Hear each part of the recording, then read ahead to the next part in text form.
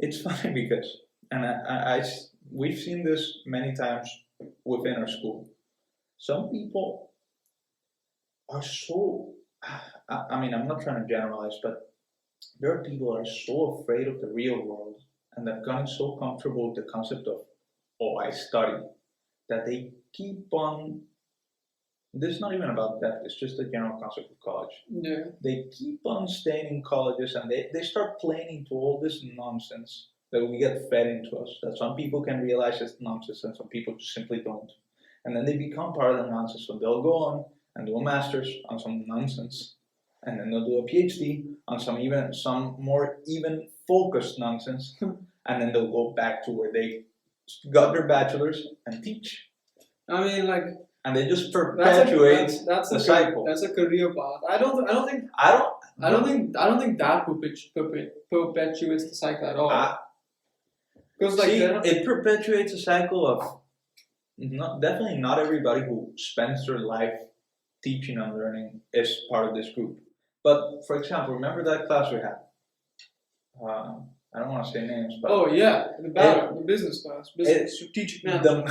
The more people that go into this, because like, you can tell with our professor, he has no idea about the real business world. Everything he's learned from the textbook, and everything's made up, and most of those things, if not all of them, won't work in a real business setting. Yeah, no, I see that. That's a different point. That's what I'm talking about. What you bring up is a different point, and that I agree with, because the issue is not that people choose to stay in academia. No, that's what I'm talking about. That's fine. They start going to nonsense. Yeah, because the issue is, like you said, it's systemic, right?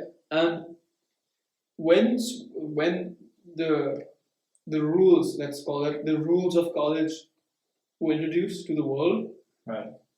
In order to teach undergraduate, you had to have a PhD. That was a requirement, which makes no sense. Absolutely. Teaching, the ability to teach, is exclusive to what you know. It's the ability to teach, maybe not exclusive, but it is heavily not dependent on what you know. What you know helps a lot. In fact, if you want to teach well, you need to know, but that is one small piece of the entire puzzle. And the issue lies when, like I said, they made it to teach undergraduate, you had to have a PhD. That was a requirement.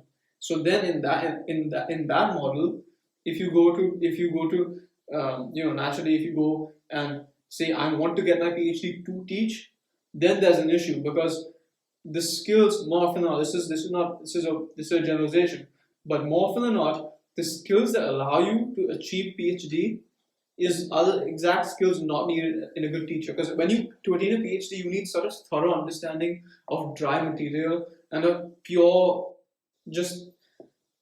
you need to have an ability to just sit in one place and write a lot, and it's a lot of mundane work.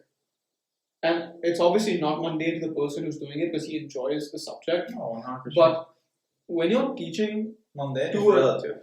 Yeah, but when you're when you're teaching an undergraduate class, that to 18-year-olds, 19-year-olds, you have been working and playing with this knowledge for what, like 6 years, 7 years, maybe 8 years. I don't know how long PhD is, but fuck ton of time. I think it's probably closer to 7 years off, maybe. Yeah, exactly. So then your understanding of it is so radically different from you cannot you can't conceptualize what it is to not understand it anymore. It's like conceptualizing what it must feel like for a baby to not know how to speak. It's kind of the same level. There's a term for it. It's called the curse of knowledge, and you suffer from the curse of knowledge at that point. I'm not saying it's like if you have a PhD, you're automatically not a good teacher. It's not like that. It's just that it tends to happen. It's not that, but the fact that you have a PhD doesn't automatically enable you to be able to teach. That's what it is. Another way put is having a PhD is not a good predictor of a good teacher. Not at all. Oh, no. Matter of fact, I'm pretty sure that what I consider have been my best professors in college, none of them have had PhDs. Yeah, I don't like. I'm sure it might just be a Yeah, I believe coincidence, Yeah. but it just shows that it's possible for a professor to excel Yeah. at his profession, or his or her profession, Yeah. without the need of a PhD. And Yeah. now that you talk about the curse of knowledge, that's actually very interesting. I didn't know that, and Yeah. that actually makes a lot of sense, because it's us. We are 21-year-olds. We can't conceptualize what it's like to not know how to speak any language, just being a baby. Yeah. And when you go into class with all the knowledge in the world on the topic, and students who tend to be younger than you, they are going to be younger than you, and they don't know anything about it, I can see how it's hard to level with them, because you can remember a time when you didn't know about it, especially if you have a PhD, you've been studying this for years. Yeah. Like